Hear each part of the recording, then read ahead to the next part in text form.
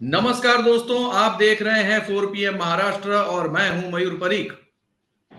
दोस्तों, महाराष्ट्र में आफत की बारिश की वजह से कईयों की मौत हो गई है। 2 दिन पहले ही महाराष्ट्र के रायगढ़ जिले में लैंडस्लाइड हुआ। इर्शादवाड़ी में हुई लैंडस्लाइड में अब तक 20 लोगों की मौत हो चुकी है, कई लोग लापता हैं। लेकिन यह पहला इंसिडेंट नहीं है। इससे पहले मारिन 2014 में जब लैंडस्लाइड हुआ था, 151 लोगों की मौत हो गई थी। तड़िये में लैंडस्लाइड हुआ, यहां भी अनेक लोग मारे गए।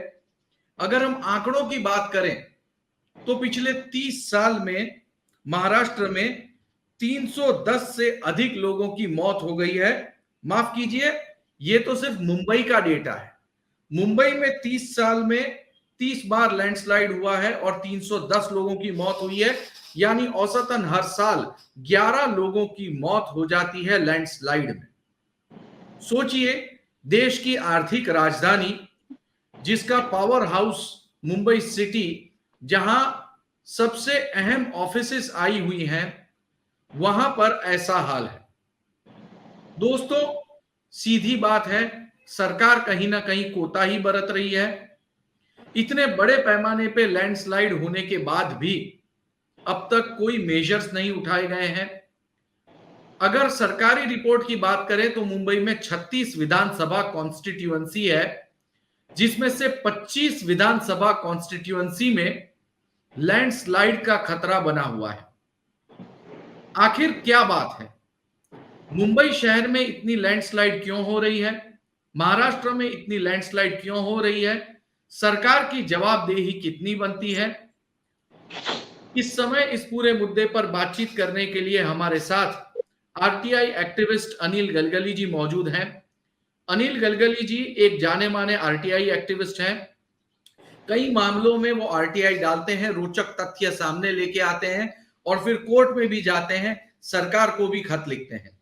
अनिल गलगली जी, बताइए, आपके ताजा आंकड़े क्या कहते हैं लैंडस्लाइड के बारे में? ये कितना खतरनाक हो चुका है? देखिए कि अगर हम मुंबई की बात करें तो मुंबई में पिछले 30 वर्षों में जो आपने आंकड़े बताए हैं, 310 से अधिक लोगों की मौत हो चुकी है और उतने ही लोग घायल भी हो चुके हैं। हर साल बारिश में मुंबई में जो अलग अलग 36 विधानसभा है, 25 विधानसभाओं में 22,483 इतने झोपड़े खतरनाक बताए जा चुके हैं। ये आंकड़ा मेरा नहीं है, ये खुद मुंबई झोपड़पट्टी सुधार मंडल, जिसे हम लोग मुंबई स्लम बोर्ड कहते हैं, उन्होंने 2010 में महानगर पालिका, कलेक्टर और पुलिस डिपार्टमेंट से मिलकर एक सर्वे किया था। उस सर्वे के बाद पता चला है कि 22,483 ये उस वक्त के आंकड़े हैं, जिसमें से 9657 झोपड़े अति खतरनाक उस टाइम में बताए थे। आज 2010 के बाद 2023 है, पिछले 12-13 सालों में कई सारे हादसे हुए हैं। जहां जहां पर संभावना बताई गई थी वहां पर भी हादसे हुए हैं। और निश्चित तौर पर जब इस तरह के जब आंकड़े सामने आए, हमने आरटीआई से तभी आंकड़े निकाले थे। पिछले 12 सालों में हम लगातार सरकार से प्रयास कर रहे हैं कि इन झोपड़ों को सुरक्षित किया जाए, उनका पुनर्वास किया जाए, ताकि पहले मौत बांटने वाली सरकार बाद में कफन बांटने का इंतजार नहीं करे। उस वक्त के मुख्यमंत्री थे पृथ्वीराज चौहान, उन्होंने बाकायदा मीटिंग ली, हमारा पत्र था, सरकार की रिपोर्ट थी, सर्वे हुआ था, तो उन्होंने नगर विकास विभाग को आदेश जारी किया कि आप एक्शन टेकन प्लान बनाइए ताकि इन सारे झोपड़पट्टियों वालों का प्रश्न सॉर्ट आउट होए। और दूसरी बात की, वहां पर जो मौत का मातम हर साल हम मनाने के लिए मजबूर है, मौत होने के बाद उन्हें घर देते हैं, पैसा देते हैं, अलग अलग नगर बनाकर उन पर पैसा खर्चा करते हैं, कहीं ना कहीं तो रोकने के लिए सरकार की तरफ से आदेश जारी किया था।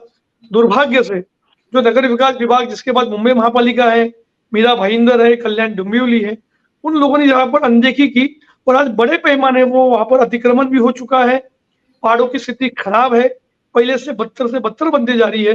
दुर्भाग्य से आज तक ना उस पर कोई एक्शन टेकन रिपोर्ट बनी, ना कोई आगे काम बढ़ा। हर साल बारिश में इस तरह का मातम मनाने के लिए सरकार खुद मजबूर लोगों को कर रही है। अनिल जी, हमें ये बताइए कि अगर मैं मुंबई स्पेसिफिक बात करूं, मरोल, पवई, घाटकोपर, विक्रोली, यानी कि नेशनल पार्क और आरे मिल्क कॉलोनी का जो जंगल है, उसके अगल बगल के सारे इलाकों में अब 2 दिन पहले ही आप बता रहे थे घाटकोपर में फिर लैंडस्लाइड हुआ, गनीमत रही कि किसी की मौत नहीं हुई। सीधी सीधी जवाबदेही किसकी बनती है? देखिए कि मेरा तो मानना है कि ये कोई आज की बात नहीं है। जब 1950 और 60 के बाद मुंबई में इंडस्ट्रियल बड़े पैमाने पर आई, तब टाटा, स्वदेशी मिल, गोदरेज जैसे कुछ लोगों ने अपने मजदूरों के लिए वहां पर मकान बनाए, ताकि जब आप रोजगार उपलब्ध कराते हो तो जो मुंबई के बाहर से आता है कि उस वक्त जो मजदूर आए तो उनके लिए घर की आवश्यकता थी। दुर्भाग्य से इंडस्ट्री जो चलाने वाले मालिकों ने उस पर ध्यान नहीं दिया, सरकार ने ध्यान नहीं दिया। तब वहां पर जो छोटे छोटे झोपड़पट्टी माफिया थे, समाज कंटक कहते हैं हम इन्हें, उन्होंने छोटी छोटी जगह बेचने का काम किया, पहाड़ों को कब्जा करके वहां पर झोपड़े बनाए, अतिक्रमण होते गया होते गया होते गया। हाँ 2023 है कि 2010 की रिपोर्ट में तो क्लियर कट किया है। तो निश्चित तौर पर एक किसी एक की जिम्मेदारी नहीं हो सकती है, इसलिए हम लोग संयुक्त तौर पर, क्योंकि आज हमारे मुंबई में एक अच्छी बात है, महाराष्ट्र में कट ऑफ लाइन बनी हुई है कि सारे के सारे पहाड़ 90% कलेक्टर डिपार्टमेंट के अंडर में आते हैं। कुछ जगह पर निजी लोगों का स्वामित्व है। तो सरकार को एक सर्वे जो हुआ है उसके आधार पर आज नया सर्वे करके उसकी एक डेडलाइन बनाकर जो जो लोग उसमें वैध पाए जाते हैं, जिनके पास डॉक्यूमेंट है, जो सरकार के नियम के अनुसार कट ऑफ लाइन में आते हैं, उनका सीधे सीधे पुनर्वास करना ही इसका सबसे बड़ा हल है।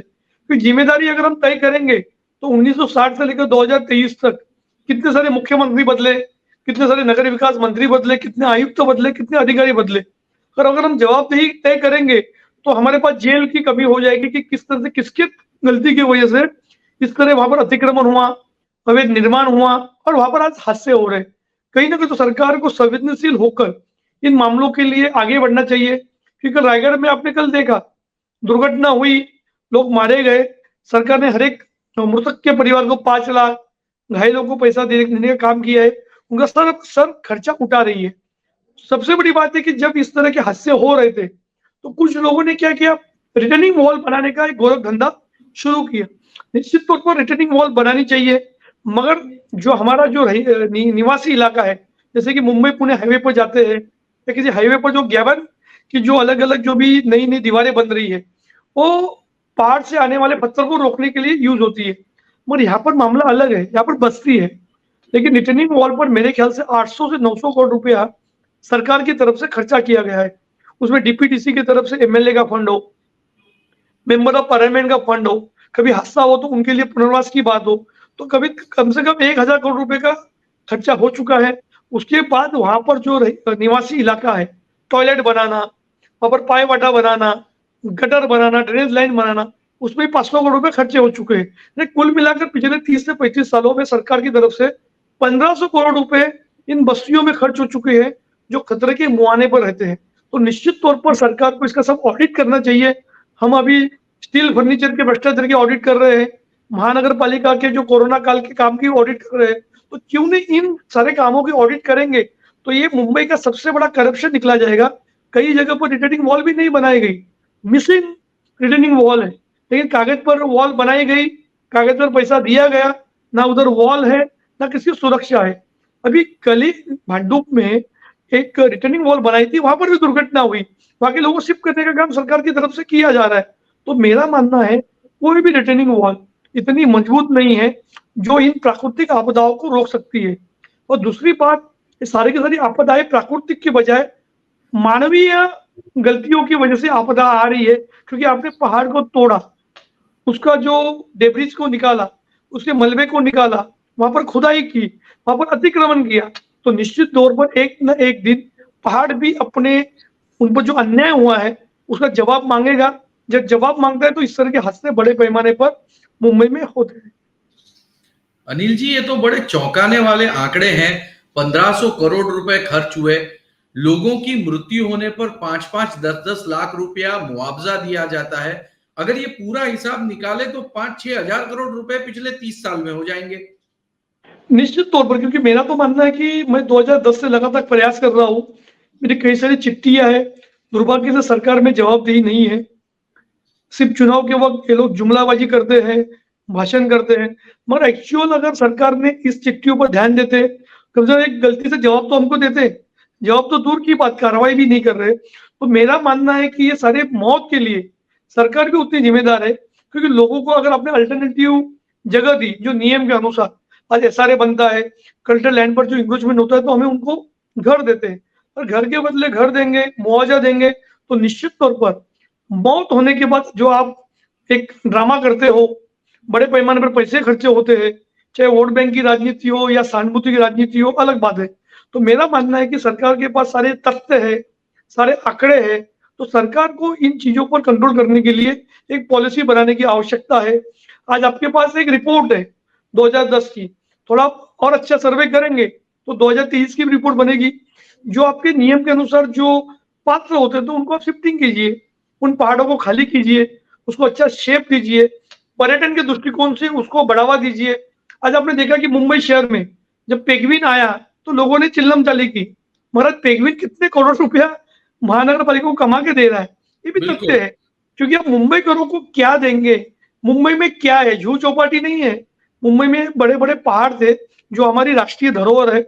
आज गिलबर्ट हिल की हालत क्या है, वहां पर भी लैंडस्लाइड होता है, फिर महानगर पालिका ने गलत तरीके से डीपी प्लान या जो डेवलपमेंट के चक्कर में उन पहाड़ों को खुदाई करने के लिए आसपास बिल्डिंगें बनाने की अनुमति दी। आज मलबार हिल हुआ, गोरेगांव के जो अलग अलग पार्ट हुए, इंडस्ट्री के जो कई सारे इलाके हैं, वहां पर खदान के खदान तोड़े जा रहे हैं, पहाड़ों को ध्वस्त किया जा रहा है। पवई में सुप्रीम नाम की जो कंपनी है, पिछले कई दिनों से लोगों के मुझे डायरेक्ट फोन आ रहे हैं कि सर इसको रोकिए, कहीं ना कहीं तो हम इसे नहीं रोकेंगे तो मुंबई आज नहीं तो कल अपना हिसाब लेगी। पहाड़ों को क्यों तोड़ा जा रहा है, कौन सा ऐसा रूल्स है कि जो पहाड़ों को तोड़ने की अनुमति दे रहा है, कौन सा ऐसा रूल है जो खदानों को तोड़ने की अनुमति दे रहा है, कौन सा ऐसा रूल है जो तालाबों को पाट कर वहां पर निर्माण करने की अनुमति दे रहा है। कहीं ना कहीं तो हमें रुकने की आवश्यकता है, नहीं तो एक दिन मुंबई भी इसी तरह मलबे में तब्दील होने में कोई देरी नहीं होगी। जी बहुत बहुत शुक्रिया अनिल गलगली जी। अनिल गलगली जी ने सीधे, बेबाक और दो तूक शब्दों में बता दिया है कि हजारों करोड़ रुपया सरकार खर्च करती है इन पुनर्वसन पे, लोगों को घर देने के नाम पे, लेकिन समस्या वहीं की वहीं बनी हुई है, मामला ठेर का ठेर वही है और किसी भी तरह से लोगों को राहत नहीं है। अनिल गलगली जी, आप हमारे शो में आए, आपका बहुत बहुत शुक्रिया। दोस्तों, मैं आपको बता दूं कि महाराष्ट्र विधानसभा में जो हाल ही में लैंडस्लाइड हुआ उसे लेकर काफी हंगामा हुआ, कई घंटों तक उसमें चर्चा होती रही। मुख्यमंत्री, विरोधी पक्ष नेता समेत तमाम पार्टी के वरिष्ठ नेता कई घंटों तक पहाड़ पे चल के अफेक्टेड लोगों को मिलने के लिए गए, लेकिन यहां पर दुर्घटना होने की संभावना थी, इसका रिपोर्ट तो बहुत पहले ही राज्य सरकार के पास मौजूद था। सरकारें आई, सरकारें गई, करोड़ों रुपए कागज पे खर्च हुए, लेकिन लोगों के हाथ में कुछ नहीं पहुंचा। एक जमाने में राजीव गांधी ने कहा था कि हाथी में दिल्ली से निकलता है और चूहा लोगों के पास पहुंचता है। महाराष्ट्र की हालत तो इससे भी अधिक खराब है। दोस्तों, अगर आपको मुंबई की ये खबर, महाराष्ट्र की ये खबर पसंद आई हो तो उसे लाइक करें, सब्सक्राइब करें, कमेंट करना न भूलें। बहुत बहुत धन्यवाद।